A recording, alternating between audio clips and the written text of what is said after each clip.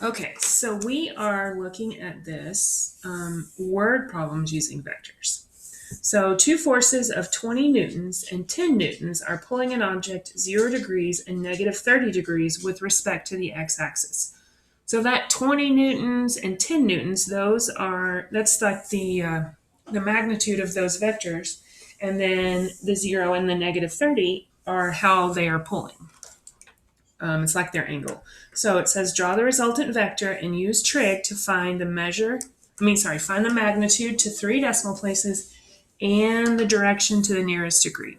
Okay, so the first thing that we have to look at here is that it's with respect to the x-axis.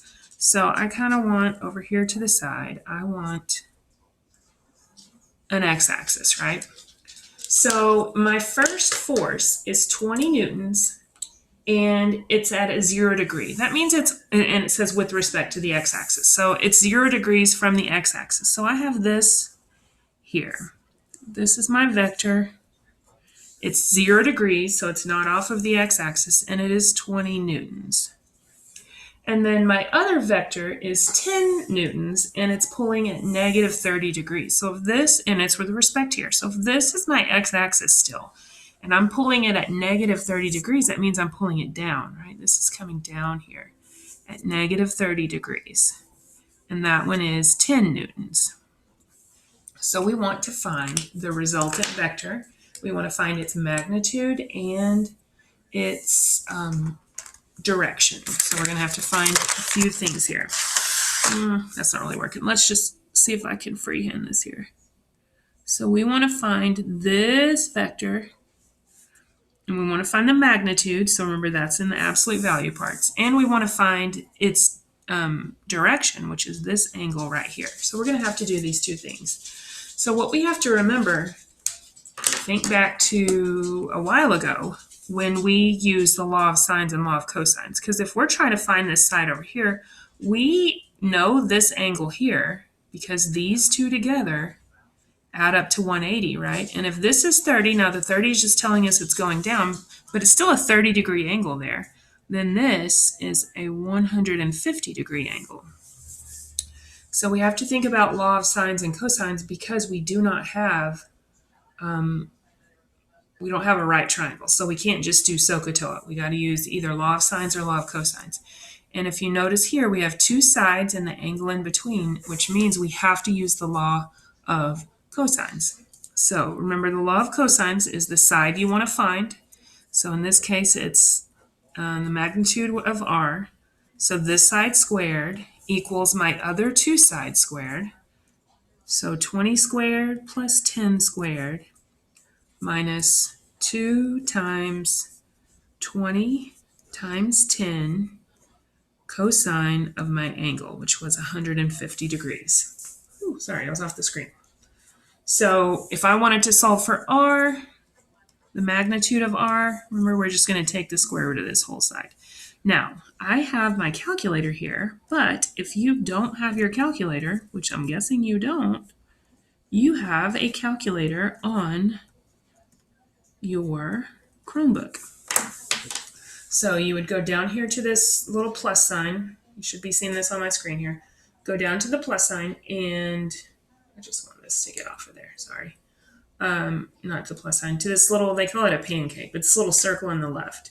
And I've already opened mine, so mine's going to show, but it's going to show this TI-84 plus CE app. That's what you want to click, and it actually brings up a calculator for us. Now, we are in degrees, right? So we have to go to mode and make sure we are in the right mode. So I'm just going to arrow down and then over to degree and hit enter. All right, now I'm going to quit that. And now we're going to type this in. So we got the square root of 20 squared plus 10 squared minus 2 times 20 times 10 cosine of my angle. So cosine 150. Close my parentheses and hit enter. All right, so there we go. We get 29.093. So I'm back over here. That's the length of our 29.093. So now that we know this side, we don't know either one of these angles, but this is the angle we're trying to find. So remember, we only really want to use the law of cosines one time because it's a lot of work. We really want to use the law of sines if possible. Which, remember, law of sines, we're going to be able to set up a proportion. So if I'm trying to find this angle here, so we're going angle to the nearest degree. So magnitude to the nearest 3 decimal places and angle to the nearest degree. All right. So remember, law of sines is just a proportion. So sine of my angle over the side across from it, which in this case is 10, equals the sine of the angle. So I know this angle is 150. So sine 150 over the side across from it, which was 29.093. So if we multiply by 10, we have sine of my angle equals 10 sine 150 over 29.093. And then to solve for the angle, I'm going to inverse sine that, right? So I'm going to get my calculator out again, clear out what I got in there. So I have inverse sine, so second sine. Now I'm going to type this in. So we have 10. So, whoops, that didn't work. Whoops. Don't try to type it on your screen. On your keyboard. All right, inverse sine. So we have 10 sine 150, close parentheses, don't forget to do that, divided by my other side, which was 29.093. Close the parentheses for the whole thing. So 10 sine 150 over 29.093, and we get 9.896, which if we round to the nearest angle, like it said, or the nearest degree, like it says at the top, that would be 10 degrees. All right, so on this next one, we're going to set up the problem. Oh, sorry, I didn't get the calculator out of the way. We're going to set up this problem, but this is going to be the one that you're answering on the paper. So it says 2 forces with a magnitude of 400 pounds and 300 pounds act on an object at angles 25 degrees and 70 degrees, respectively, with the positive x-axis. All right, so let's draw our graph here. All right, 2 forces with a magnitude of 400 and 300 pounds act on an object at angles of 25 and 70. All right, so 25 degrees. So I'm doing great because that's the color of my axis. All right, so this one is 400.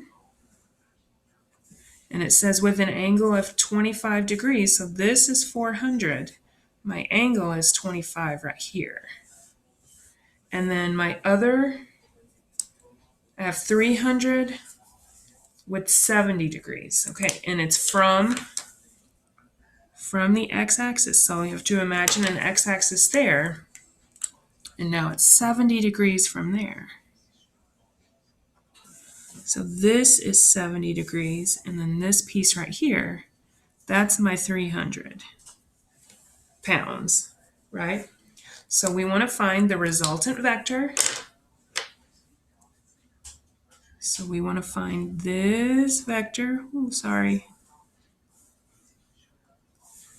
and this angle. Actually, this angle. So remember what you're going to have to do whenever you find that. So do we know what this angle right there is?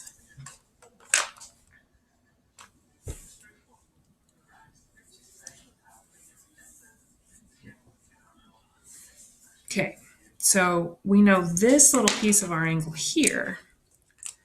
If this is 70 degrees, right? Then these two together here, that would be a 110.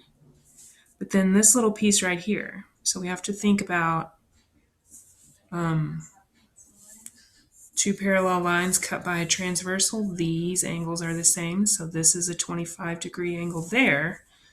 So all together, this angle, this whole thing here, is 135 degrees. All right, so you're finding this side and this angle. So if we set this up, I'm going to go ahead and do the square root part here. So the resultant vector is the square root of our sides, right? So we have 400 squared plus 300 squared minus 2 times 400 times 300 cosine of my angle, which was 135 degrees. So that's going to give you the resultant vector. So now you're going to find this little angle. Well, first, whenever you do the law of sines, you're just going to be finding this little angle. But remember, its direction is the whole thing together. So once you find that, you're going to have to add 25 to it. And now I'm going to stop this recording if I can find it.